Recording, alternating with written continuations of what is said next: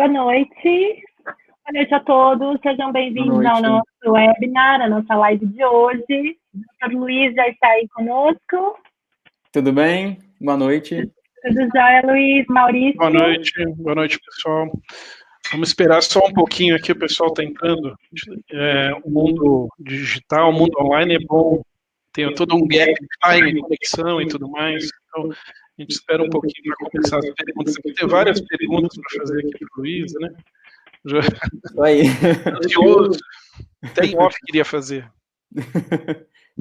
A gente fala sobre tudo. Nada de off. Hoje a gente está fazendo um webinar diferente. Oi, Maria, Inaldi, pois se comuniquem conosco via chat. Vocês não vão conseguir falar conosco, mas via chat vocês podem deixar todas as perguntas que a gente vai fazer para o Luiz hoje aqui. Eu não consigo chamar você de Dr. Luiz, mas você é Dr. Luiz hoje. Não precisa. Ai, tudo bem, gente? Vamos todo mundo chegando aí. Bom, vamos começar para não atrasar, né? Querem esperar um pouquinho? Dar um minutinho a mais? Vamos dar um minutinho, Luiz? Só para eles. Tranquilo. Sempre lembrando aí que, como é uma transmissão online, né, sempre que falhar o som ou a imagem, vocês cliquem em Reconnect, ou podem até fechar e voltar o navegador, clicar de novo no link, que vocês não perdem a sala, tá bom? A sala está aberta aqui. Oi, Fábio. Até o Fábio entrou hoje. Bem, hoje vai chover. O Fábio entrou aqui. Boa noite, Silvana, Margarete, Débora. Boa noite aí, pessoal. Jesus, boa noite.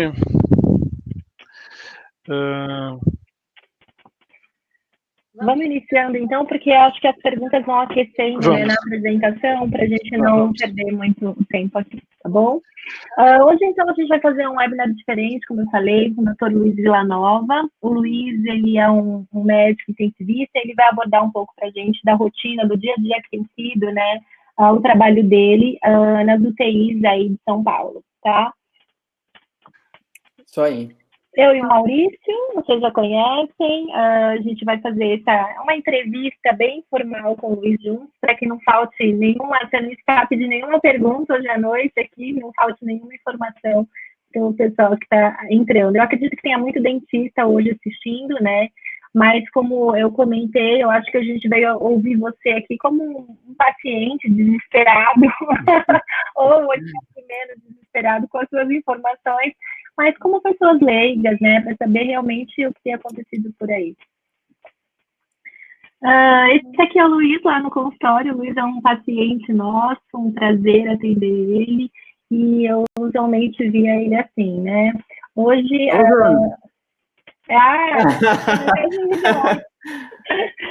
Hoje em dia eu olho a rede social dele e só vejo essa imagem, né, então... Eu vou pedir para você se apresentar, Luiz, da forma como você preferir aí, tá bom? Tá certo. Obrigada por ter aceito o nosso convite. Eu que agradeço pelo convite. Então, sou Luiz, sou médico,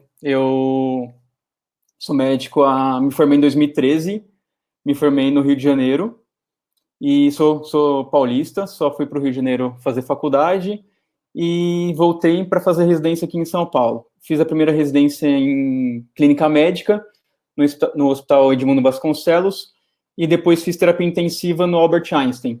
E desde 2018, eu sigo fazendo só UTI. Então, só faço plantões de UTI, minha vida é dentro da medicina intensiva. E, ano passado, eu descobri uma nova paixão aí, que é a medicina de expedições, medicina humanitária e expedições médicas, que tornou verdadeira paixão, assim, que agora eu dedico grande parte da minha agenda para essa parte de medicina de expedição. Eu coloquei algumas imagens aqui que eu roubei todas do seu Instagram. Eu entro no Instagram do Luiz e passo cada imagem, leio todos os textos dele. É muito gostoso ver, assim, como ele curte mesmo essa parte do trabalho, do serviço humanitário, né? E eu vou passando algumas imagens e eu queria ouvir de você, assim, um pouquinho desses seus projetos, do que você que você já fez, com quais instituições você trabalha, para a gente conhecer um pouco desse seu lado também. Claro. Comecei o ano passado, precisava viajar, tinha férias, e comecei a viajar procurar viagem, na verdade. Eu encontrei um site de viagens voluntárias, que é da Volunteer Vacation. E a primeira viagem voluntária que eu fiz foi para Goiás, para cuidar de onças. Nada a ver com parte médica.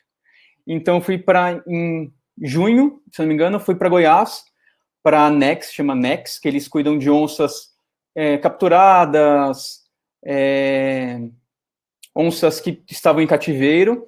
Então, eles cuidam dessas onças. Quando a onça é pequena, ainda eles conseguem reabilitar para tentar depois soltar. Isso é uma coisa bem complicada, porque é muito caro e demanda um investimento, um tempo muito grande. Mas eu conheci essa parte do voluntariado primeiro pelas onças. Então, a gente alimentava elas, limpava o local onde elas ficam, então era bem interessante. E foi a primeira oportunidade de voluntário assim, que eu tive mais uma imersão. Daí para frente, fui para o Sertão, uma expedição também com a Volunteer Vacation para a parte de educação com crianças, e me apaixonei pelo Sertão e voltei mais outra vez com a parte médica.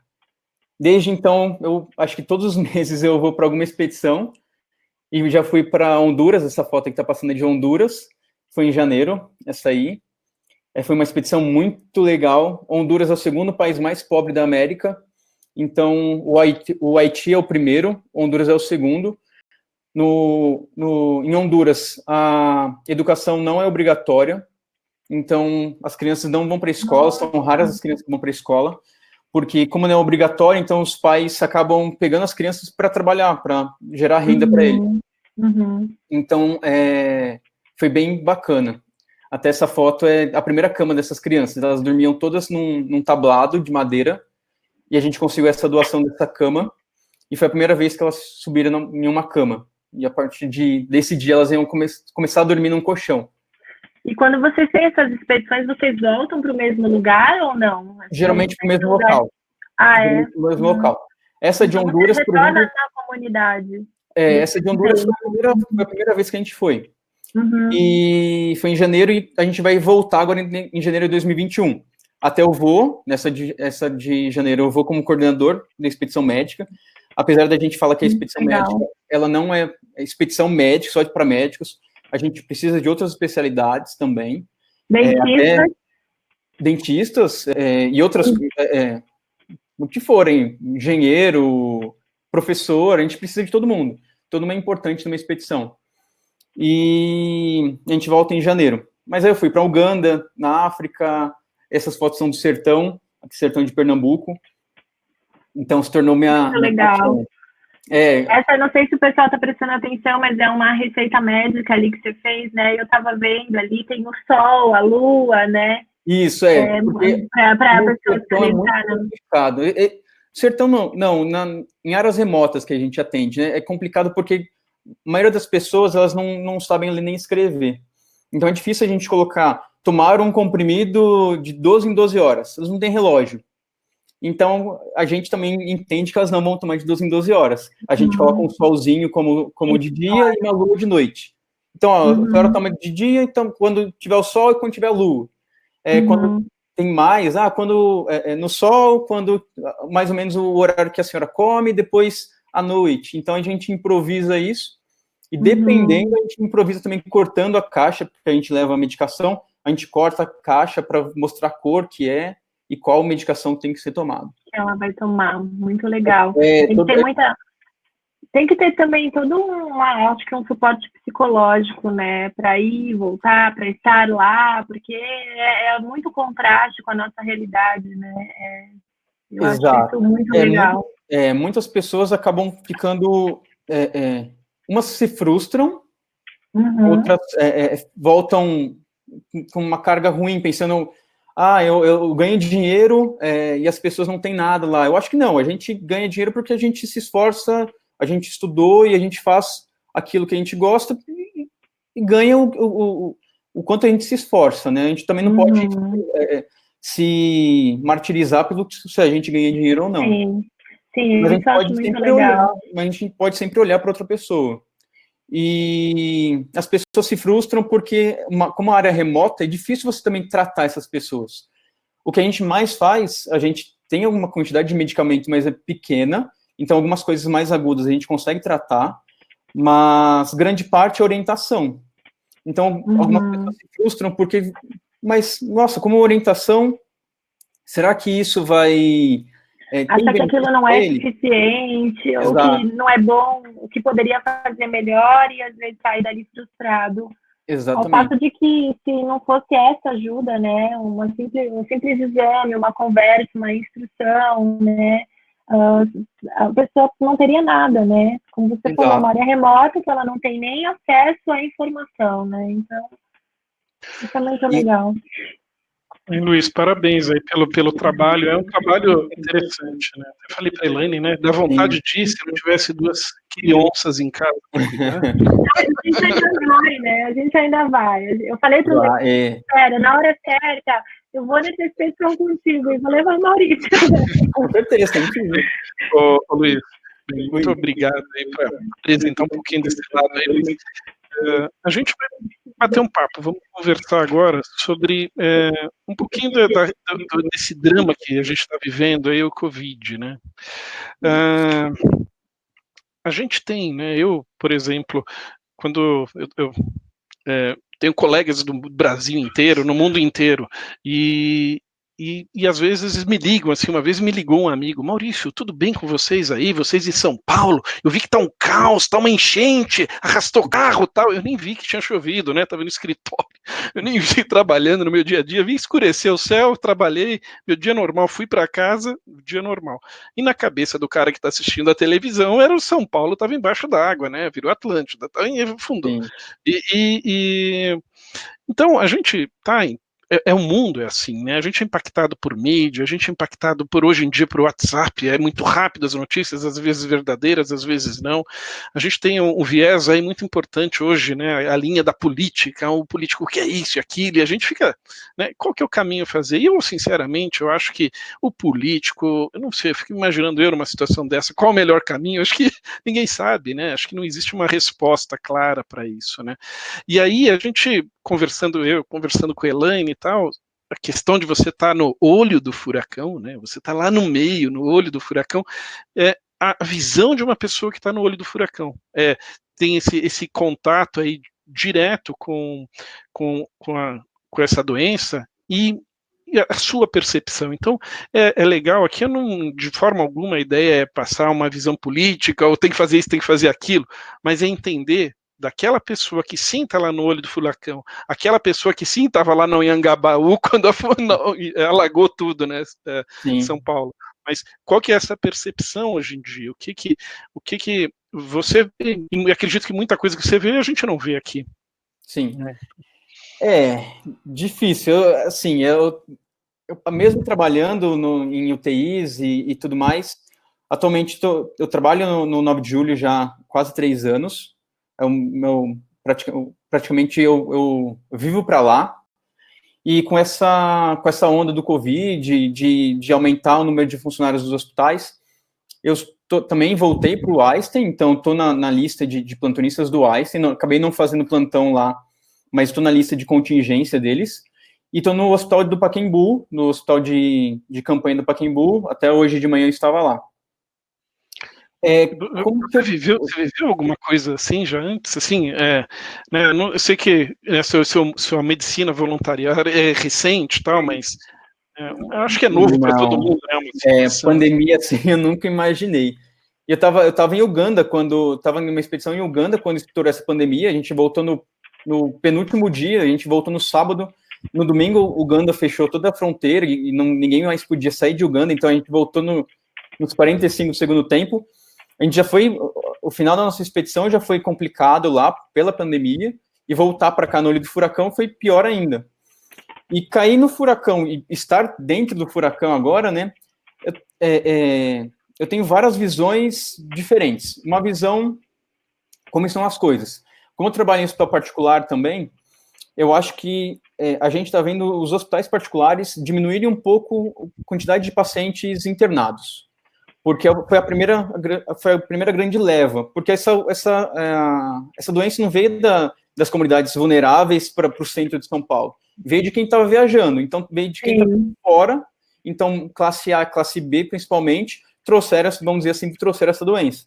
Então o primeiro hit da doença ficaram mais reservados aos hospitais particulares. Então, a grande demanda foram deles. E a gente está vendo esses hospitais diminuírem o número de internados. O problema agora é que a gente está vendo os hospitais públicos superlotarem. Então, o Emílio Ribas já tem 100% de ocupação na UTI, outras, se não me engano, Santa Marcelina também está com uma capacidade já limitada. Então, a gente está vendo o segundo hit dessa doença, só que agora nos hospitais de periferia. O SUS. Então, esse que é o problema. Pedir para o Einstein, pedir para o Sírio, 9 de julho, aumentar a capacidade de leitos é muito mais simples. Então, eles conseguem arrumar mais leitos de UTI.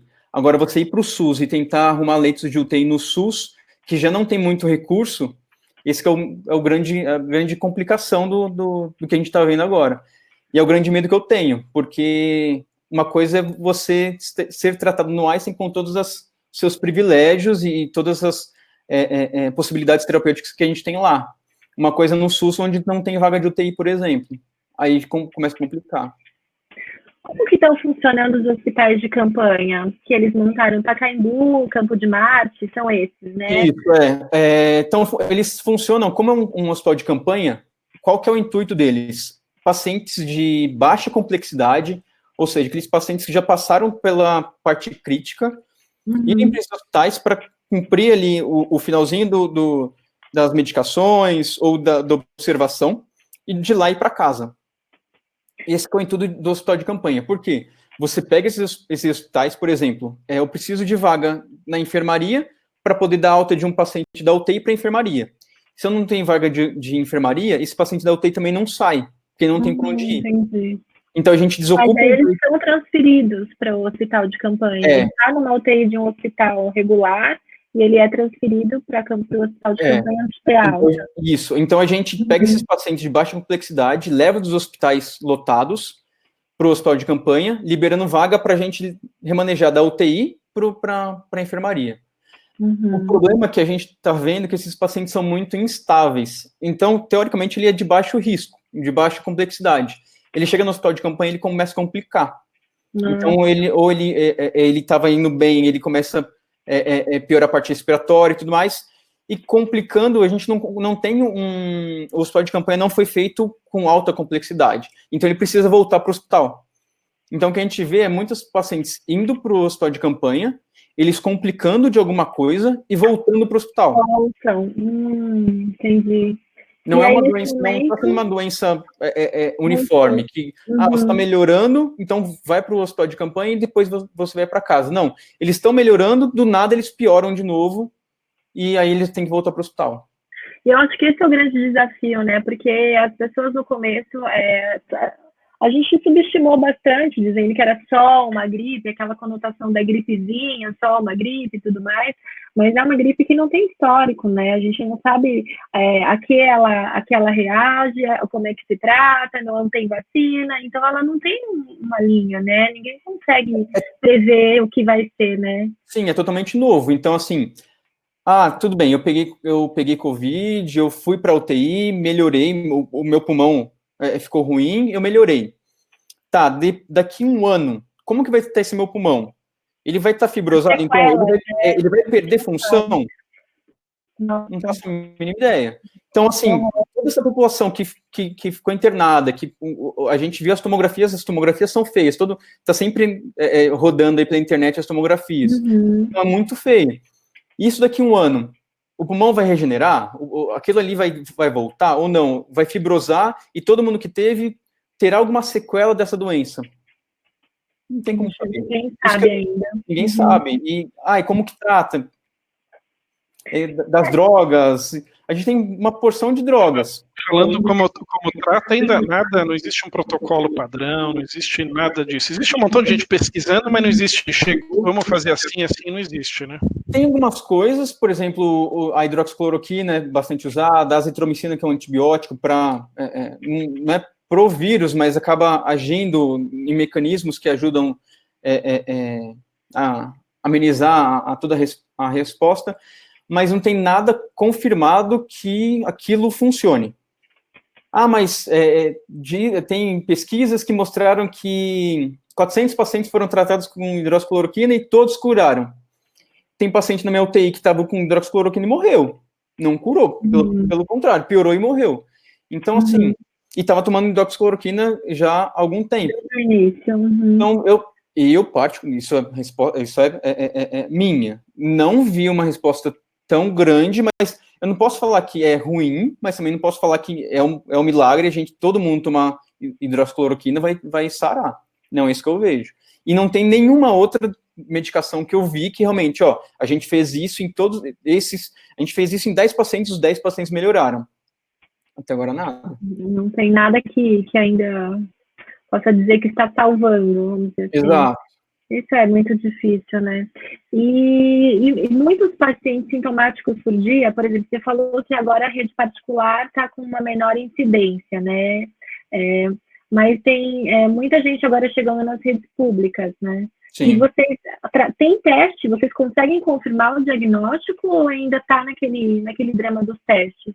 Ainda tem, chegaram alguns testes no Brasil, mas, sinceramente, eu ainda vejo, principalmente rede pública, demorando alguns dias para sair o resultado.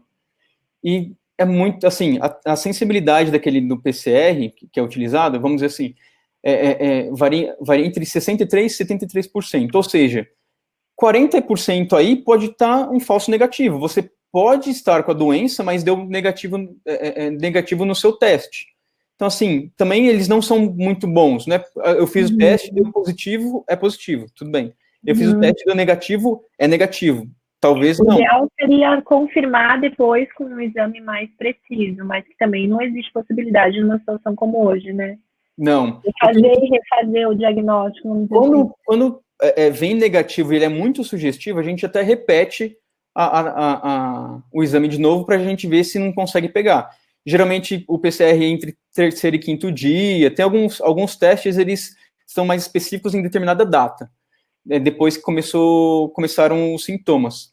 Mas não tem nada que você fala, eu fiz esse teste, e esse teste, se der positivo, certeza que é positivo. Se der negativo, certeza que é negativo. A gente não tem nada disso ainda. Hoje, outro dia, né, se a gente chegar e falar assim, ligar para o médico, olha, eu tô aqui com febre e tal, o senhor recomenda eu ir para o hospital ou fica em casa, né? Eu já tive esse retorno há 4 semanas, 5 semanas atrás, não vai para o hospital de jeito nenhum, você me diga se tiver alguma melhora, né? Então, quer dizer, existe, né, o receio, né, de você ir no hospital, ser contaminado, e se ir no hospital chegar não ter nem teste, né? Tem essa questão também, né, de você ir se expor em um teste que tem o risco de ter um falso positivo, um falso negativo. Então, tem todo esse lado aí da história. É difícil saber realmente quantas pessoas foram contaminadas e... Esse número de 30 mil pessoas no Brasil, o que a gente fala entre a gente é que não dá 20% do que realmente deve ter positivado no Brasil. Porque 30 mil...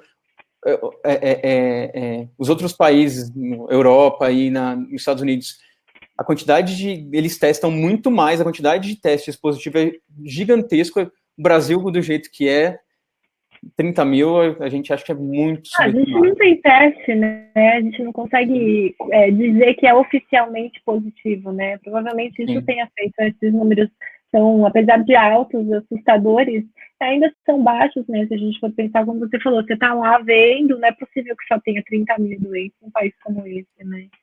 Sim. A gente tem várias perguntas, eu tenho várias perguntas para o Luiz, mas tem um chat aqui, tem as pessoas falando, eu vou buscando também do chat, já que a gente está falando de teste, aqui a Mônica pergunta se tem um teste da DFL, já ouviu falar sobre ele? Eu não sei qual que é. DFL, não. Existem várias, é uma marca, né? Agora, o que... Deve ser um teste rápido, né? Eles começaram a importar alguns, não é isso? O teste rápido, ele fica pronto em 15 minutos, mas a sensibilidade dele também não é muito boa. Não é aquela coisa de se ele sair negativo, é negativo. Uhum. O que a gente também, principalmente profissional da saúde, a gente está tentando fazer as sorologias, então IgM e IgG. A IgM mostra a doença ativa, né? IgG já imune, vamos dizer, imune. Resposta tardia.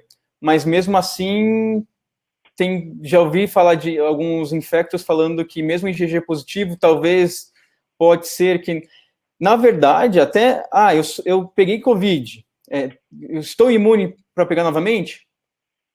Não sei.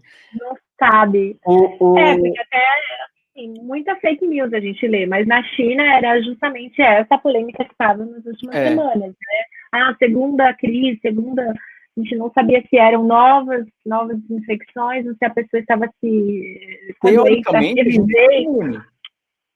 a gente fica imune.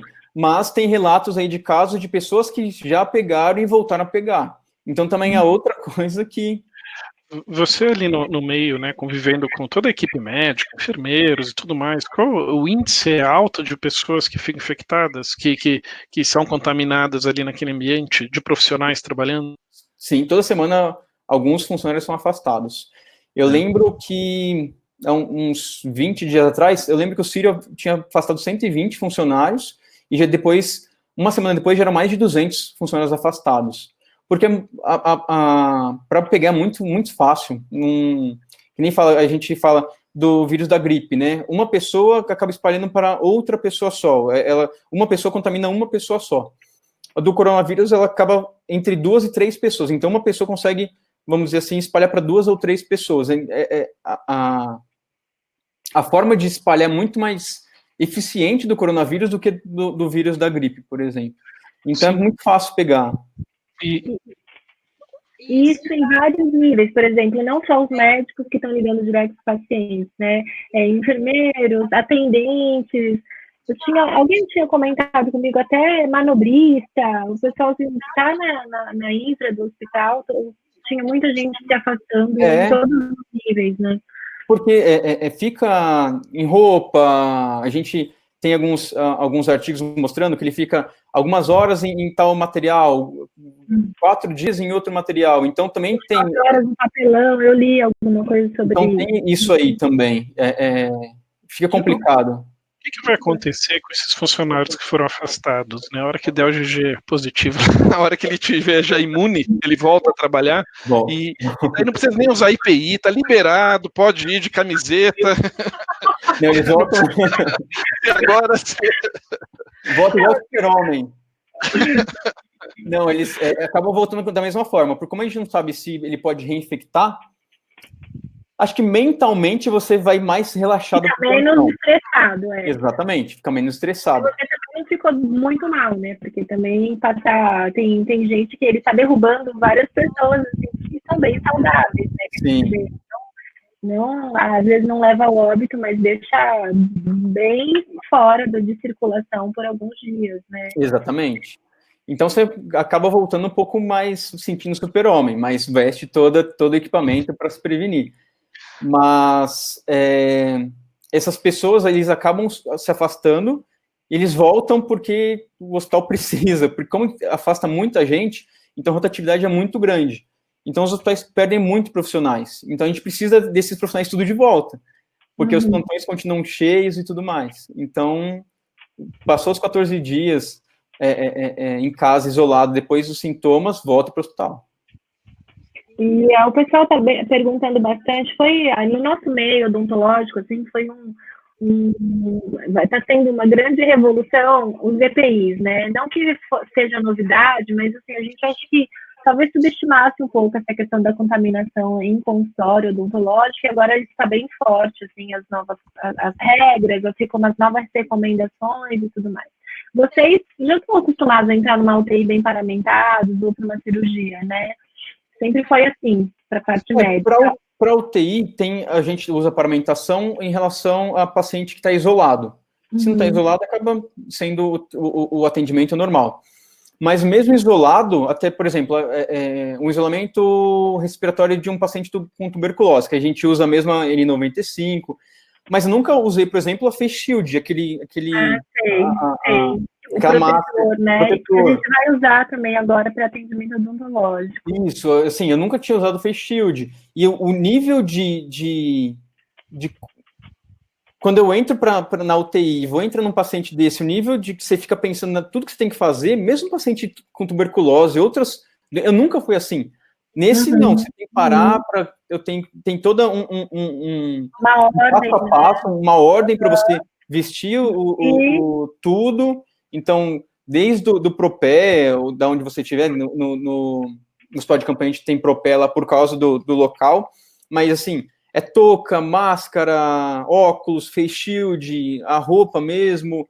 Se for uma intubação, é pior ainda, porque é o maior risco de quando joga aerossol, né? Então, a intubação é o momento aí mais catastrófico, vamos dizer, com o paciente COVID. Então, toda aquela paramentação toda é uma coisa que também, assim, eu nunca tinha vivido.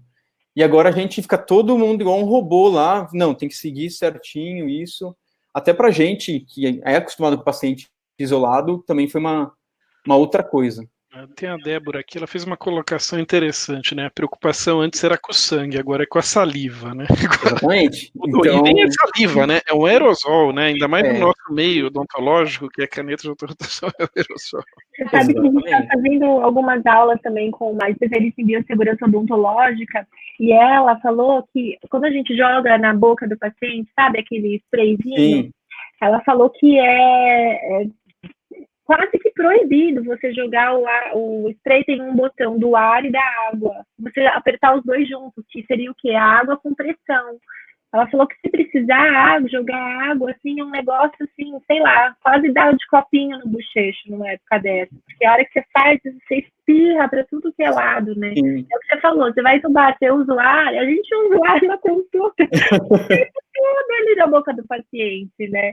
E até a gente estava brincando, tem muito bem que você está perguntando de como vai fazer agora para se proteger, né? Nos aparelhos odontológicos e tudo mais, mas até a gente mexer, a gotícula de saliva que sai no instrumental, ou no próprio aparelho que você remove, tudo isso hoje virou muito crítico, né?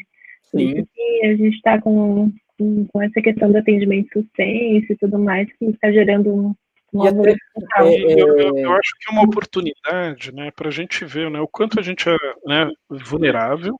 Eu acho que a odontologia vai... Então, a questão dos cuidados que a gente vai ter vão ser cuidados diferentes, assim como você comentou, né, você entrar para entubar ou para ver um paciente que está isolado, os seus cuidados para alimentação, eu acho que o nosso vai mudar de forma geral. E é bom, isso é bom para a profissão, e eu acho que a mudança também vai ter mudança significativa na medicina de forma geral, né, como a gente estava conversando, a telemedicina, a gente conversou em off aqui, né, você enxerga essa mudança também na medicina. Com certeza. A telemedicina veio para ajudar bastante. É bem controverso o tema, porque muitos médicos acabam não gostando, porque acaba algumas especialidades sendo... Você não consegue fazer isso, tiraria o paciente, mas acho que essas questões mais... no meu ver, mais dinheiro, porque assim, se a gente pode ajudar quem realmente precisa, a telemedicina é muito legal. Claro, ela tem suas limitações, paciente grave. Eu não consigo, você grave na sua casa, eu te atender de uma forma que eu possa te dar auxiliar de alguma forma. Mas eu acho que algumas especialidades, e dependendo até para orientação, é excelente. É que a gente estava conversando, eu faço agora, estou fazendo telemedicina para o Covid, com o pessoal da SAS, que eles são do Rally dos Sertões.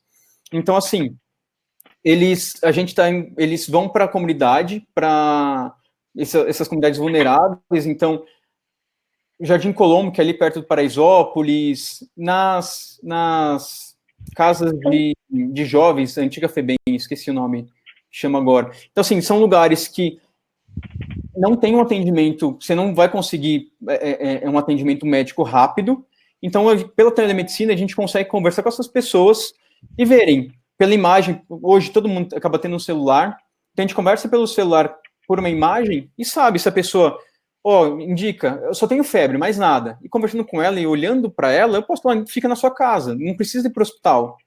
Ah, doutor, tem febre, você vê que ela não consegue, ela puxa o ar para falar, não consegue, você pode ir para o hospital, aciona o SAMU, ou eu aciono para você o SAMU para você. Então, assim, isso ajuda bastante. Isso a gente pensando na comunidade menos privilegiada. Esse que é o problema. E entrando aí, mudando um pouquinho de assunto, mas esse é da grande coisa do fica em casa. Eu, como intensivista, luto pelo fica em casa, até certo ponto. Porque, assim, a gente ficar em casa, todo mundo na sua casa bonitinha, tranquilo. Eu que gosto da área de medicina humanitária, como que eu vou atender um paciente de morador de rua e falar para ele, fica na sua casa? Ou, a senhora, eu acho que a senhora está com Covid, provavelmente a senhora tem Covid, fica isolada. Ela mora num barraco de 2x2 com mais 7 pessoas. Como que eu falo para ela ficar isolada? Então, assim, o fica em casa é muito cômodo para a gente que tem casa e a gente consegue. Até fazer home office, fazer esse tipo de coisa. Mas, para quem está na comunidade, fica em casa é muito difícil. E é quem mais vai sofrer. É quem o plano não vai ter plano de saúde, vai ter que recorrer ao SUS. Então, é quem mais sofre. E essa parte da telemedicina para eles eu acho muito importante. E existe algo da prefeitura, vamos dizer assim, um abrigo para essas pessoas? Por exemplo, hospital de campanha, não sei, um abrigo de campanha que as pessoas pudessem ficar isoladas quando tem muita gente que moram juntas? Existe algum programa assim? Eu vi alguns hotéis que queriam abrir para moradores de rua, mas, sinceramente, eu não sei realmente se abriram ou como tá isso. Da prefeitura, eu creio que não. Uhum. A Letícia aqui, ela fez uma contribuição, chama Fundação Casa, né? Isso, obrigado, não é FEBIC, é Fundação Casa. Então, mas você falou a Casa dos Jovens, é a Fundação Casa que chama agora. O pessoal está pensando bastante dos cuidados odontológicos, gente, isso aí, acho que essa sai um pouco da área do Luiz, a gente pode falar sobre isso um pouquinho no final, mas semana que vem, na terça-feira, né? Na terça-feira a gente vai ter um webinar sobre isso, tá? Com a Mônica, que é aquela especialista que eu falei de biossegurança e odontologia, daí vai ser bem focado para a área odontológica, tá? Hoje a gente quer continuar conversando por isso, que a gente quer entender o cenário que nós estamos vendo, com alguém que está lá. É como o Maurício falou, a gente assiste o noticiário, você vê as manchetes do YouTube, você vê telejornal, mas nunca é a mesma informação de uma pessoa que está lá trabalhando todos os dias e vendo as coisas acontecerem, tá? Eu queria te perguntar um pouco sobre como que você faz, assim, você falou que sugere a quarentena, mas é óbvio que tem essa parte humanitarista que você sabe que nem todas as pessoas da população vão poder fazer. Você pode fazer, você está de quarentena, está indo só para trabalhar, como é isso? É hospital, casa, hospital. E você sai de lá, você nem se encosta. Exatamente. É uma rotina, eu tô no plantão, aí acabou meu plantão, eu tomo banho no hospital. Eu tomo banho no hospital e venho para casa. Aí em casa, na porta do apartamento, já tem uma faixa que eu deixo para a zona suja, que eu chamo. Então ali eu já tiro tudo. Eu fechei minha porta, eu já fico pelado, tiro tudo. Tem um lisoforme, um pano com lisoforme, que eu já limpo o meu tênis e deixo o tênis ali. O meu tênis não passa dali. E minha roupa diretamente tem um saco, fica com alguns sacos de lixo. Eu pego minha roupa, já jogo dentro do saco de lixo, amarro e vou lavar. Então, assim, eu tiro a roupa, ponho para lavar e já vou direto pro banho. Então, nem encosto em nada na minha casa. Chego, tiro a roupa, o saco de lixo com a roupa, banho. Todo dia são 500 banhos por dia. Vai pro banho, banho, sai do banho, banho. Chega em casa, banho. É sempre assim para tentar carregar isso que eu moro sozinho, mas mesmo assim carregar o mínimo possível para dentro da minha casa. E existe casos assintomáticos, né, Luiz? Tipo, esse é o problema. E aí não tô nem sabendo. Tive uma dor de cabeça um dia, tossi outro dia e não tô sabendo, né? Esse é o grande problema. É o que eu falo para os meus amigos, porque eu tenho amigos médicos que a gente fala, ainda mais que tá todo mundo dentro de uma UTI. Então, vamos jantar um dia, porque, nossa, cabeça, né? Falou, gente, eu não sei se eu sou assintomático, não sei se eu tenho Covid e sou assintomático, não sei se vocês não são, e se eu tiver em contato com vocês, eu deixo vocês doentes. Então, eu tô casa, hospital, casa, não faço mais nada da vida. E vocês fazem os testes periodicamente? Como que é para os profissionais? Os hospitais não estão oferecendo para a gente. Só se você tiver sintoma, você vai ser testado também. Sintoma. Exatamente, só se tiver sintoma. Então, mesmo vocês que trabalham lá, né, não tem como ter certeza. Exato, e assim, paciente chega com diarreia, paciente chega com dor de garganta, paciente chega com febre, outro, você vê, é uma gama de sintomas que não é aquela coisa que fecha sempre, é sempre assim, não. Então, o paciente teve diarreia, foi por causa de diarreia, colheu o Covid lá e descobriu que tá com Covid positivo. Então, sim, às vezes, a N95 é muito ruim de usar, então aperta bastante o nariz. Então, sempre eu fico com o nariz fechado mais 24 horas depois do plantão. Aí fico com o nariz fechado, eu fico pensando, é da máscara ou é do Covid? Será que eu tô cuidando do Covid? Da perda do olfato, né? Uhum. Então, até eu fico pensando, às vezes uma dor de cabeça a mais, assim, que eu tenho, eu falei, putz, será que é só uma dor de cabeça ou será Covid? Mas isso, vocês devem intensamente pensar isso, mas a gente que já é, assim, eu tô em quarentena, saindo para fazer supermercado, eventualmente, tal, pedindo muita coisa para entregar, mas também não sei até que ponto isso é melhor do que você ir até o mercado, porque você recebe o motoboy, recebe os produtos, recebe tudo, também existe uma troca, né? Você não consegue ficar isolada lá direto. E aí até eu fiquei pensando, eu falei, gente, tô puxando um pouco a garganta, meu Deus do céu, sei que eu já tô doente, será que... Mas a que horas que foi que eu poderia ter pego? Você começa a vasculhar possíveis, sabe? Situações que você viveu. Eu falei, gente, é muito insano, né? A gente vai, quando tudo isso acabar, assim, a quarentena for destituída, as pessoas vamos começar a viver, a gente ainda vai viver muito tempo nessa neurose, né? Com certeza, com certeza. Não existe nenhum protocolo, uma anamnese, alguma coisa para tentar rastrear de onde veio a contaminação? O paciente chega lá contaminado, existe alguma coisa? Porque é impossível, né? Você pode pegar, dentro do hospital mesmo, você pode pegar... Exato, não é tem muito como. difícil, é muito difícil. Por exemplo, que nem a gente falou do papelão. Então, assim, alguém deixou o menino lá do supermercado, estava desempacotando as coisas, tá com Covid, pegou aquela caixa de papelão e deixou lá embaixo. Aí você pega aquela caixa de papelão para levar suas coisas. Ali você já pode ter se contaminado, sendo que você não encostou em ninguém, não chegou perto de ninguém. Então, também fica complicado saber de onde foi. Às vezes... Quando em casa, assim, minha mulher estava com tosse, febre, e depois, 2 dias depois, eu comecei. Então a gente fala, o senhor começou por causa da sua esposa, a gente consegue. Mas o primeiro caso, assim, por exemplo, da casa, é muito difícil, não tem como saber. Eu vou entrar agora aqui no chat, que a gente deixou bastante pergunta para trás, e a gente só tem mais uns 20 minutinhos aqui de transmissão. A Débora perguntou sobre pessoas jovens sem doenças que rapidamente falecem. Tem acontecido, né? Tem. Aqui no Brasil disseram que o curso está um pouco diferente, né? Que assim, que a gente tem visto mais jovens por aí, né? Isso. E você acha que é isso mesmo que você está vendo nos hospitais? A grande maioria continuam sendo os mais idosos, e principalmente com algumas doenças, mas uma das doenças que não é muito falada, que sempre falam da doença cardiovascular, doença pulmonar, diabetes, mas uma das que a gente mais vê paciente complicando é a obesidade, acaba não entrando aí como Ninguém acaba falando da obesidade, mas os pacientes mais complicados que eu peguei foram os obesos, então eles complicam bastante. Porque obeso é um paciente inflamado, então ainda entra esse vírus, essa inflamação toda que gera. Isso é muito ruim, mas a gente vê muito jovem. E é o que eu tenho medo.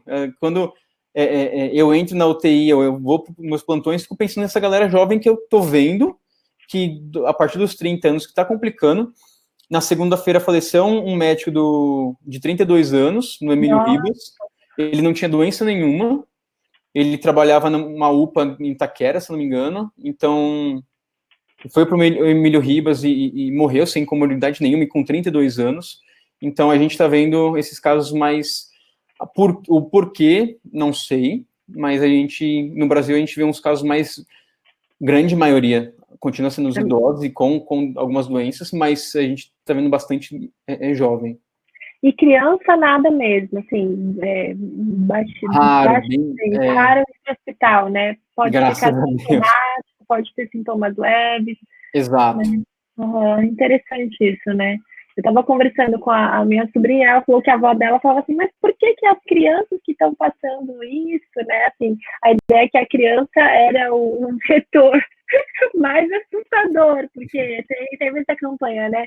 Fique em casa, mas não visite os avós, né? Não deixe os avós para cuidar dos netos. E aí ela falou que a avó dela falou, nossa, mas por que a criança, né, que acaba passando isso sem mostrar nada? Então, ela estava totalmente em quarentena dos netos, né?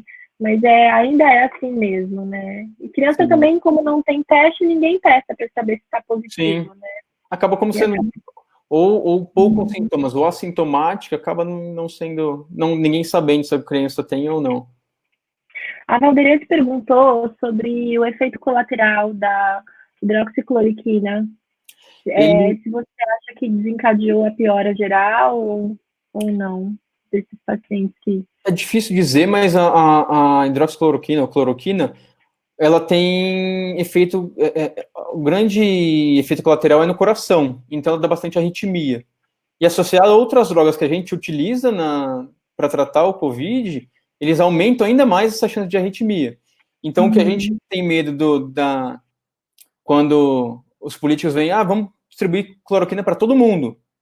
Ok, mas se a pessoa já tem predisposição a ter arritmias, ela vai ter arritmia na casa dela, vai morrer e ninguém vai saber. Esse que é o grande problema. Quando a gente faz cloroquina no hospital, a gente faz o eletrocardiograma seriado. Se não, todos os dias, pelo menos 2 vezes, dia sim, dia não. Então a gente sabe, aumentou alguns parâmetros no eletrocardiograma. Mudaram? Opa, a gente suspende essa droga. Não mudou? Então a gente continua. Então a gente tem esse controle. Vamos deixar as farmácias venderem e cada um compra a sua. Eu acho que isso vai ser pior do que realmente o Covid fica sendo, porque a gente não sabe quantos por cento da população terão arritmias ou tem predisposição a arritmias que a cloroquina vai levar. E mesmo assim, estou falando sem saber se a cloroquina realmente faz o efeito. Uma coisa ela cura todo mundo. Então, gente, vamos tomar... Vamos ter o risco do efeito colateral. Exatamente, né? O risco.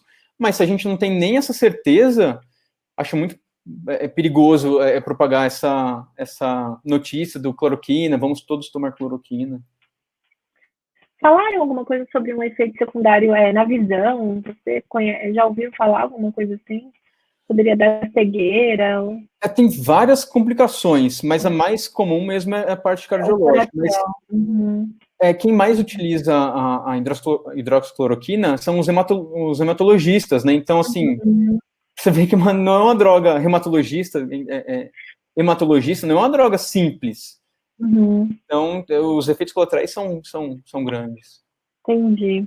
A Ruth colocou também aqui uma pergunta falando de uma matéria que saiu no Estadão de um médico americano que tinha pessoas que a pessoa vomitou, você comentou sobre isso, que até sintomas como vômito fez um raio-x e apareceu sem querer no pulmão alguma coisa, que não seria a medida fazer para todos. O problema com o raio-x, muitas vezes, o raio-x é totalmente normal. Não pega, né? É totalmente normal.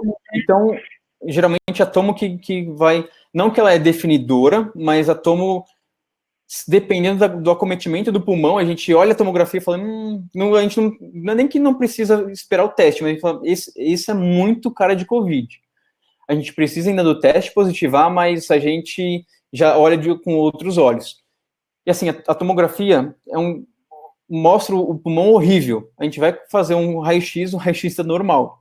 Então também expor todo mundo a tomografia, esse é outra dificuldade. Você expor toda a população que a gente acha que pode ter. A tomografia também não é um exame inócuo. Você leva grande quantidade de radiação, também não é uma coisa simples. Sim. E tem esses pacientes que fazem a tomo e a gente vê aquela imagem que o pulmão está comprometido, é um paciente que tem um alto risco ou dali eles se recuperam bem? É preciso entubar esse cara ou ainda não se Varia sabe? muito, varia bastante. Tem tomografias que a gente olha falando, meu Deus, não tem nem pulmão e o paciente não foi entubado e nem vai ser entubado. Tem uns que a gente olha e fala, tá razoável, mas eles descompensam. Então, não tem um padrão, assim, a gente olha a tomografia e fala, esse vai ser entubado. Acaba não tendo um padrão. A intubação é a base de decisão de oxigenação. Vocês vão controlando a oxigenação, chega um aumento que está muito baixo. Basicamente isso, em relação à oxigenação e desconforto respiratório. Então, se clinicamente o paciente está muito descompensado, a frequência respiratória muito rápida, você vê que ele tem alguns sinais que demonstram que ele está mais cansado, não cansado de estar cansado, mas alguns sinais que mostram que ele está com fadiga respiratória, a gente procede a intubação, ou quando a gente colhe uma gasometria arterial que a gente fala, o nível de oxigênio dela também é um dos parâmetros que a gente observa. E geralmente essa história aí para intubação, quanto tempo, o que é a média, né? Quanto tempo as pessoas ficam intubadas e depois sai da intubação, chega, a oxigenação tá boa, controlada, vamos tirar e aí deixa ele sozinho ou é um teste? Como que funciona esse processo no dia a dia ali? Essa é uma outra coisa bem específica do COVID, que não é uma doença que a gente intuba hoje, a gente consegue intubar depois de 2 dias. A média de pacientes está ficando entre 10 dias. Então, é uma intubação prolongada. E é outra coisa que leva à superlotação de UTI. Porque uma coisa é você intubar um paciente por 2 dias, você consegue intubar e dar alta para ele. Uma coisa é você deixar seu leito pelo menos 10 dias ocupado. Então, não tem o giro dos leitos da UTI. Então, a UTI fica parada com aquela quantidade de pacientes por um bom tempo. Então, a gente, mais ou menos, que a gente está vendo uns 10 dias de tubo para o paciente. Nossa, é muita coisa, né? E depois a fisioterapia respiratória, tem toda uma recuperação do processo ali, né? As meninas colocaram aqui no chat, a Briana e a Silvana, que no Rio e em Brasília, eles adaptaram, no Rio, hotéis, e em Brasília, o autódromo, fazendo containers quadros para os moradores de rua. Legal. Então, isso é muito legal, né? Porque foi o que você comentou. Você manda, fica em casa e o cara tá doente e não tem casa. Né? Então, como é que você não tem como nem prover o mínimo do cuidado ali? A Mayara fez uma pergunta que ela tá lavando o cabelo o tempo todo. O vírus fica ali por quanto tempo? Nossa, do cabelo não ouvi em relação a quanto tempo, mas eu também tô lavando o meu. Mas o dela deve ser bem maior que o seu. Exato. Porque eu vejo as médicas sempre usam toucas, né, nos plantões, para tentar o mínimo aí de encostar ou de cair alguma coisa pelo aerossol, né, atingir o cabelo. A gente tá com aquela recomendação mesmo da touca, e a touca não é assim, tem que cobrir tudo aqui, cobrir a orelha inteira, né, para ficar o óculos vedado, com ventosas aqui, além do face shield para atendimento odontológico, a gente vai parecer um astronauta, mas é uma maneira de se proteger um pouco. E a Priscila ainda tem uma pergunta aqui, pode falar, Luiz. Não, e até a gente se acostumar com isso tudo também, né, porque a gente acaba trabalhando com poucas coisas, e você adicionar muita...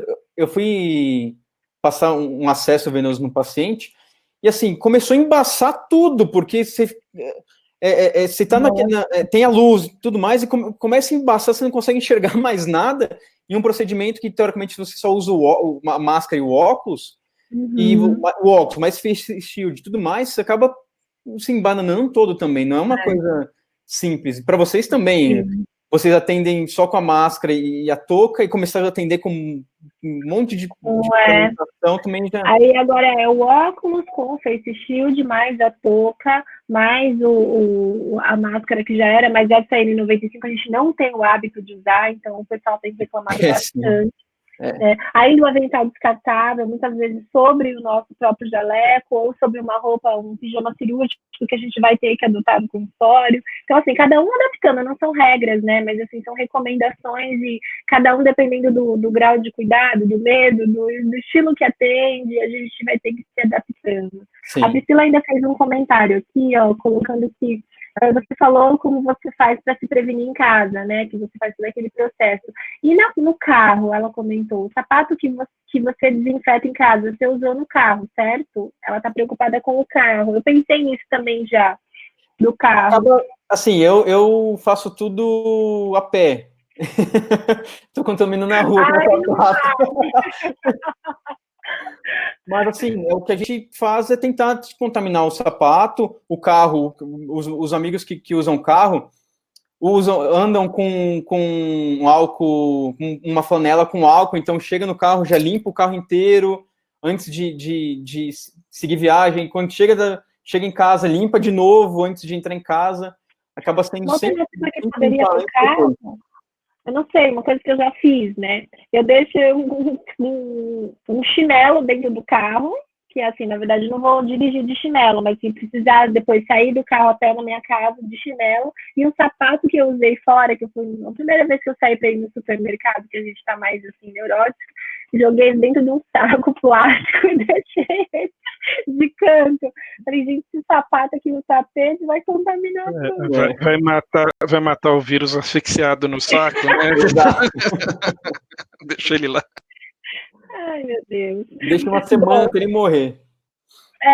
Eu fiquei pensando, falaram da vitamina D também, né, que tinha que tomar sol, que tinha que não sei o quê, eu falei, gente, é muita informação, né, para uma coisa que ainda realmente a gente não tem padrão e protocolo. Eu acho que tem mais uma última pergunta para você aqui, Luiz, da Elizabeth. Ela colocou se a transmissão é por gotículas, e quanto à respiração, em um elevador, se respiramos junto com alguém contaminado, se tem risco.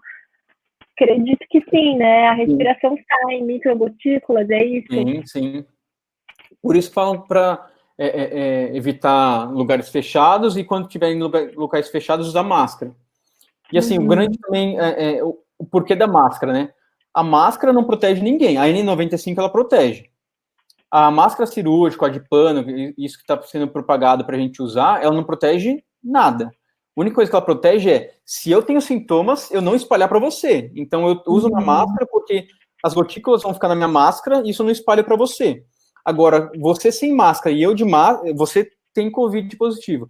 E tá sem máscara e eu com máscara e você falando comigo não vai adiantar nada. Suas gotículas vão entrar na minha máscara e eu posso me contaminar. Então, a máscara é mais para quem tem a doença, por isso a gente fala antes era mais só para profissionais da saúde usarem as máscaras, não era para todo mundo usar máscara, por causa disso. Não é porque eu vou usar máscara e vou impedir que eu seja contaminado. Não, simplesmente eu impeço que, se eu estou contaminado, eu impeço que eu contamine a pessoa próxima de mim.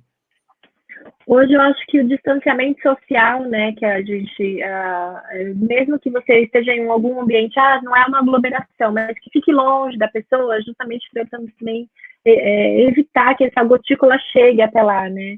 Exato. Uma coisa que a Mônica, que é essa especialista em biossegurança, falou bastante, é que o vírus não voa, né? Mas ele é transportado via gotícula, via saliva, via alguma coisa, e quanto mais longe, ou se você põe uma barreira de proteção, socialmente, como as pessoas estão falando, talvez isso ajude, né? Porque você vai bloqueando, né? Saiu até não sei se vocês viram um postzinho no Instagram, né? Que acho que o Maurício comentou, que tinha uma pessoa com máscara, outra sem, que está contaminada, as duas com máscara. De tudo, óbvio que duas com máscara e distantes, né? Eu acho que vai ser uma situação menos perigosa, vamos dizer assim. Sim, você acaba espalhando menos. Sim. Vamos colocar aqui, vou voltar aqui para vocês uns slides. Alguma pergunta a mais? Deixa eu só voltar no chat. A Denise ainda fez mais uma pergunta, Luiz, você consegue responder? Sobre atividade física ao ar livre, se isso é perigoso? O único cuidado... Por que a gente fala que atividade ao ar livre está meio que proibida? Por isso a gente fala que um pode... Eu vou chamar você, que você chama o outro, daqui a pouco tá 50 pessoas correndo juntas no parque. Por isso que é proibido. Não é proibido.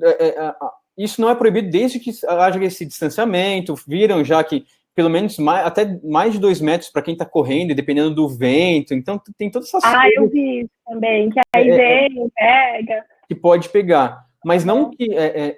se eu corro com alguém do meu lado, com algum certo, uns 2 metros e correndo do lado, sem ninguém perto, não vejo problema nenhum. O problema é se você fala isso, que a atividade física está liberada na cidade, Paulista, no domingo, vão ser 1 milhão de pessoas, um correndo do lado do outro. Esse que é o grande problema. Mas a atividade física, quem mora no interior aí, tem essas ruas livres, assim, não vejo problema nenhum. E isso é um ponto importante também, né? A gente está falando do olho do furacão, né? Você está lá dentro e a gente está em São Paulo, porque eu converso com pessoas de outros estados, ou até outras cidades, mesmo em São Paulo, eles estão menos alarmados que nós, né? Eles estão com uma vida, não vamos dizer normal, mas assim, a gente está numa situação bem mais neurótica, eu acho que eles estão vivendo, né? Num lugar que realmente é o centro, né? Aqui, eu saio de casa, todo mundo na rua. Eu olho assim e falei, gente, não dá. Não tem como. É muita gente se aglomerando e que no interior a gente acaba não vendo tanto. Não é na praça ali, perto da sorveteria, atrás da igreja, não tem tanta aglomeração. Acaba sendo... É que aqui tem muita gente também, né? É isso mesmo. Se falar que é ok, aí voltou tudo, né? Exato. E você acha, agora a pergunta de $1 milhão, você acha que nós estamos já na curva descendente, já atingimos o pico ou ainda estamos subindo? É que no começo eu falei, acho que são duas curvas da gente. A classe A e B, eu acho que já está numa curva descendente, então já atingiu o pico e a gente está começando a cair. E agora o pessoal de periferia está começando a crescer e não chegou no pico desse pessoal. É a maior parte da nossa população, né? Esse que é o grande problema. Sim. E ainda tem bastante água para rolar. Uma visão bem interessante, assim, que tem a ver mesmo com essa estratificação social, né? Total. O que eu queria dizer para o pessoal, que quem não conseguiu assistir tudo, esse webinar vai ficar gravado do Dr. Luiz, a gente tem ele lá no nosso portal, vocês podem acessar depois, tá? Tem não só esse, mas todos os webinars a gente gosta de manter por alguns dias do replay, Luiz, então se você autorizar, a gente vai deixar alguns dias lá para o pessoal rever, tá bom? Alguma consideração mais, Maurício? Só para mostrar, volta um slide. Tem um webinar aqui, se conseguir colocar a foto para cima, tem um webinar que foi gravado da Mônica Romero, que a Helene citou. Ela falou de coronavírus, isso a gente na primeira semana aqui da quarentena, né? Logo que começou isso daí, e logo depois que ela fez isso, né, a gente falou, tem que atualizar, temos que atualizar, e ela já deu outros cursos conosco, atualizando e explicando qual que é a biossegurança adequada para odontologia. Terça-feira agora, né, a gente vai ter um webinar com ela, com a Paula Cristine, a Paula com foco mais de gestão financeira nesse momento, e ela com essa questão de biossegurança. Então, só para relembrar isso daí, né, que é interessante. E quem quiser assistir a aula, que já não está atualizada, né, já está disponível no nosso site. Isso daí. Mas terça-feira ela vai atualizar as informações, porque, como o Luiz falou, é um negócio que não tem padrão. Então, as pessoas foram descobrindo ao longo do curso dessa pandemia, então muitas informações mudaram também da odontologia. Então, a gente fez um webinar da primeira semana e agora a gente vai já refazer ele com informações mais novas. Ainda tem duas perguntas, desculpa, pode falar. A quantidade de mensagens que eu recebo no meu celular, em relação até de grupo médico, saiu uma pesquisa para isso, é gigantesca. Se o leigo já tem muita informação do que sai todo dia, a gente está nisso. Se eu parar para olhar meu celular, eu fico 30 horas do meu dia olhando... Eu vou falar o que é pior, é que o leigo também recebe esse mesmo artigo científico que você, só que não sabe interpretar.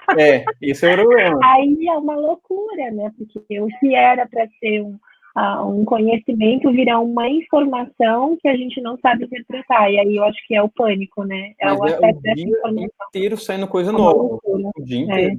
E artigo publicado ontem, hoje, né? Tipo, enviou e... Eu nunca vi uma quantidade tão grande. Eu comentei, falei, gente, foi submetido há 2 dias, sai publicado, né? Já tá ali. Ainda tem a Denise, só para finalizar aqui, o uso da máscara durante a atividade física protegeria? É que nem, protege se você tem Covid e seu parceiro não tem. Aí protege dele, das suas partículas, passar para ele. Mas só que na atividade física você precisa de mais ar, né? Se você tiver uma máscara ali, você vai judiar um pouquinho mais do cardio respiratório aí, total. É difícil.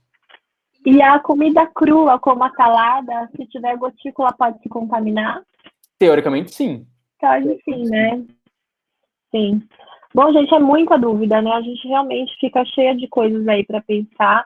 E eu agradeço muitíssimo o Luiz hoje aqui, esclarecendo todas as nossas dúvidas, respondendo as nossas perguntas. E eu deixei aqui para você, eu ia te perguntar qual era a sua mensagem final, e você não pode falar que é essa, que é sua mesma, que eu roubei de você, porque eu que vou falar a sua. E aí, deixa pra gente, então, a sua mensagem final aí, Luiz, o que você deixaria de mensagem nesse momento aí que a gente está vivendo dessa pandemia para as pessoas que estão ouvindo aí? A gente está num momento totalmente atípico e novo para todos. Concordo que tem muito medo em relação a isso, que a gente não pode ficar histérico, como falam, né? Mas também eu acho que a gente tem que estar preocupado. Não é essa coisa de histeria, mas também a gente não pode simplesmente fingir que nada acontece e continuar na sua vida como normal, né? Mas eu acho que um ajudando o outro a gente consegue. Então, nessa quarentena foi legal, porque a gente viu um monte de projeto novo saindo, de pessoas assim, que as pessoas não tinham tempo de pensar pela vida, correria, trabalho, casa, cuidar dos filhos. Então, essa parada, muitas pessoas surgiram projetos muito legais, então ideias muito inovadoras e bacanas, assim. Então, mudou um pouco a nossa sociedade e deu um pouco mais como posso dizer, as pessoas tiveram que rebolar mais, uma nova inspiração, né? Uma nova inspiração, se reinventar, né? Total. Então, assim, não pensar só no Covid como uma coisa ruim para a gente, mas como uma mudança mesmo, para a gente pensar mais no outro. E pensar no outro como a principal coisa, porque que eu até estava comentando com uma amiga ontem, você ter uma profissão, por exemplo, mas ela falou que queria ser médico, o sonho dela é ser médico. Eu falei, eu conheço um monte de médico, assim, que eu não gostaria de ser essa pessoa. E ela faz trabalho voluntário. Eu falei, eu preferia muito ser você, fazendo os trabalhos que você faz, ajudando as pessoas que você faz, que ser um médico que não ajuda nada a ninguém, não tem respeito pelo outro. Então, assim, acho que a gente pode, a partir disso, despertar essa visão do ajudar o outro, ajudar o próximo, não a gente só olhar para a nossa barriga. E o trabalho voluntário acabou surgindo diversas frentes aí nessa pandemia, porque a gente precisa. Então, as pessoas não têm mais alimento, então a gente consegue distribuir, fazer vaquinhas para alimentação, seja doando mesmo o alimento ou doando dinheiro.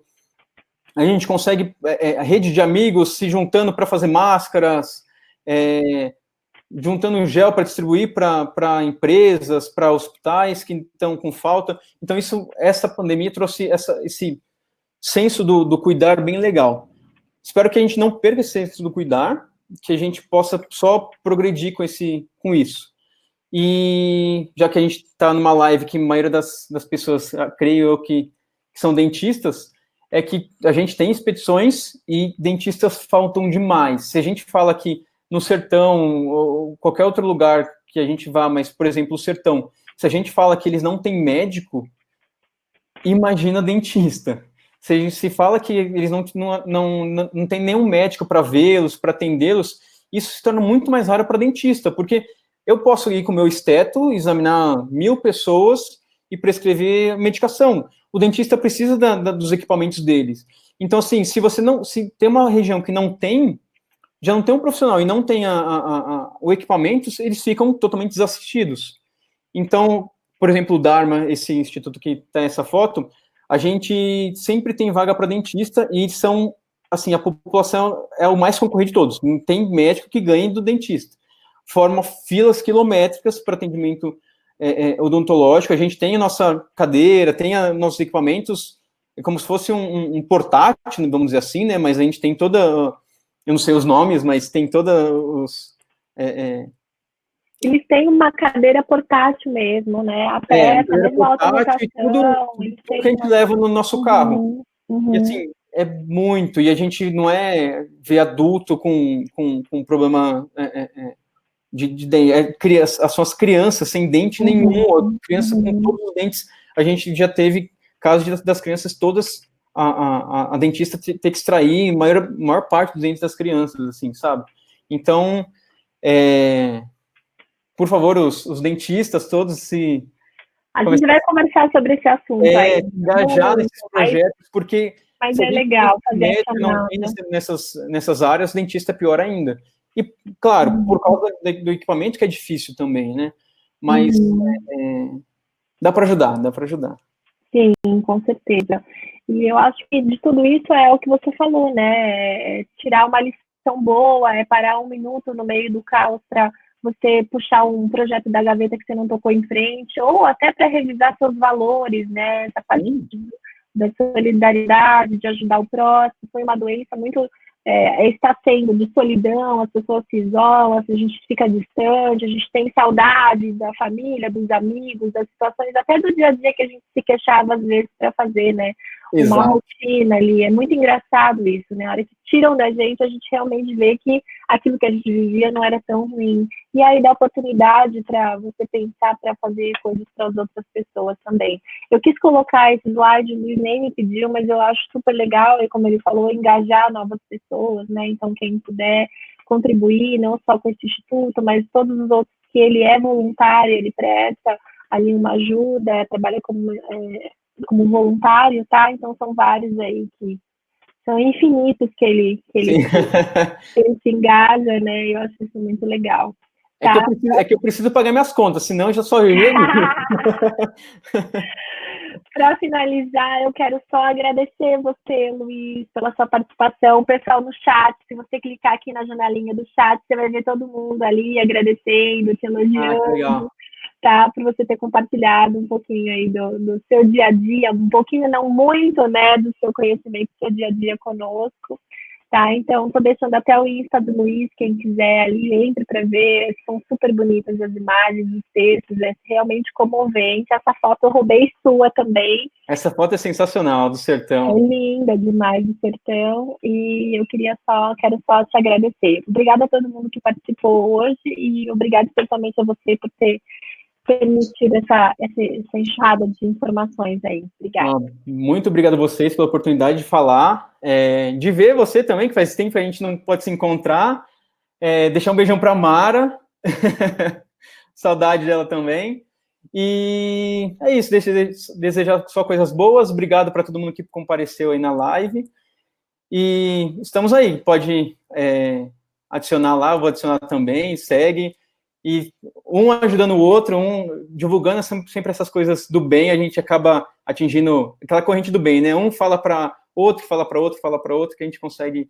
atingir o maior número de pessoas. E se são coisas que ajudam as outras pessoas, né? São coisas boas, isso é fácil propagar e a gente fica feliz. Muito, muito obrigado, Luiz. Parabéns aí, parabéns pela apresentação e parabéns pela seu caminho da medicina comunitária aí, essa doação, né? É muito bonito isso, né? Muito bem. Parabéns mesmo. Obrigadão, gente. Gente, muito obrigada por hoje. Boa noite para vocês e nos vemos na terça-feira que vem no nosso próximo webinar, tá bom? Um beijo a todos. Tchau, tchau. Obrigada, Luiz. Tchau, tchau. Obrigadão. Tchau, tchau.